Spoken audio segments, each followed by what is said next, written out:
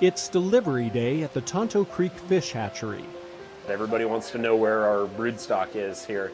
And when we explain to them that we don't actually have any brood stock, that we get all of our eggs FedExed overnight, we get a lot of funny looks.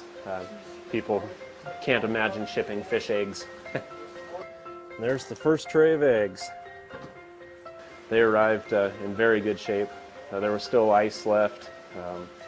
They look good. The box hadn't been turned upside down. That's always a good start. This order should have been 203,000 from Ennis National Fish Hatchery in Montana. We're rehydrating the eggs right now. They'll sit in this water for 10 minutes just to get rehydrated, and then we will sample count the eggs so that we know how many eggs displace a certain volume of water so that we can enumerate the eggs. After the sample count is taken, the eggs are disinfected against any pathogens they may have come in contact with. Next, they are transferred to the incubation room where they are first scooped into sifters. Drain out as much water as we can, like so. Just try to get it to where it's not dripping very much. There's always a little bit of water on there you can't do much about. And then from here, they will go into the measuring cup, and we'll put the eggs into here until we get to 1,000 milliliters. This is where it gets time consuming when you have 350,000 eggs come in. That looks pretty good. And then now that we've got 1,000 milliliters in the measuring jar, then we pour them into the McDonald upwelling jar.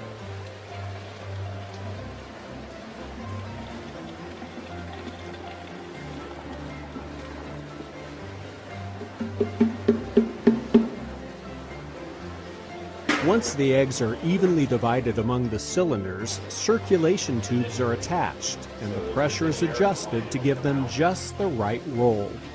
It's an eyeball thing. You don't want too much roll, but you want to have enough roll on the eggs so that there's not like dead spots that aren't circulating, because those eggs aren't getting any air or any oxygen in the water. So you can kill eggs by not having the right roll. It takes about 10 days for the eggs to hatch. Then it's time to move them from the incubation tubes to the Sac Fry troughs.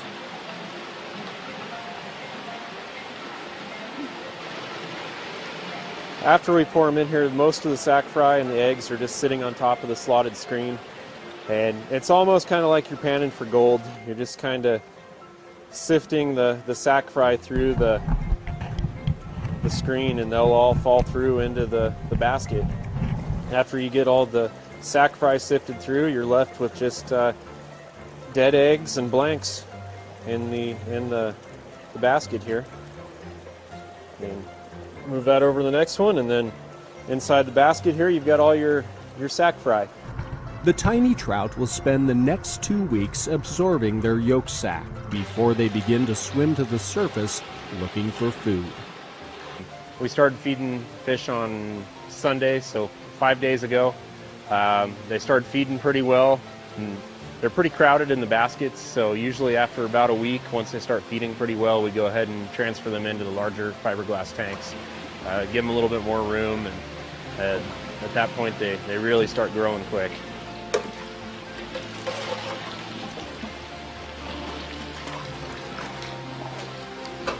They continue to grow in these indoor tanks for the next 5 to 6 months until it's time to move to the outdoor raceways. Today we are moving our fingerlings outside to the outdoor raceways to complete the grow out process out there.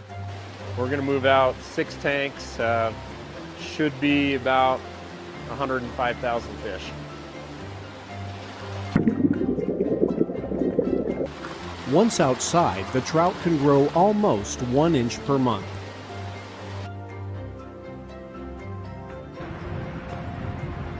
Several more months pass and the young trout have grown so much they're getting crowded. So Bryce and his crew are splitting the raceway, meaning they move half the fish to another raceway to give them more room.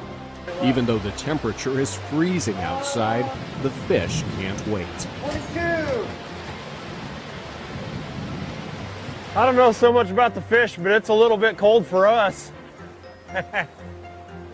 In 2015, Tonto Hatchery raised over 1 million trout, which is one reason this visitor keeps an eye on the process, hoping for an easy meal. Trout cannot reproduce in lakes or ponds because they require cold, clear-running perennial streams. So the vast majority of trout caught in Arizona's waters originate from one of the department's 6 hatcheries.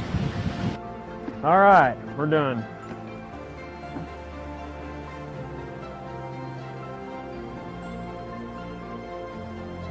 This moves 1,687 pounds.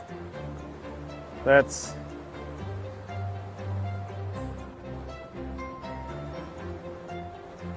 21,000 fish. And they're split them evenly between the 2 raceways, so we've got 10,500 in each one. And they'll be in the raceway for another 6 months or so until they reach 10 inches. And then we'll stock them into the streams and lakes around the rim country here. Raising trout is a year-round job, so the next time you catch a shiny rainbow, take a moment to think about the dedicated hatchery folks whose hard work made it all possible.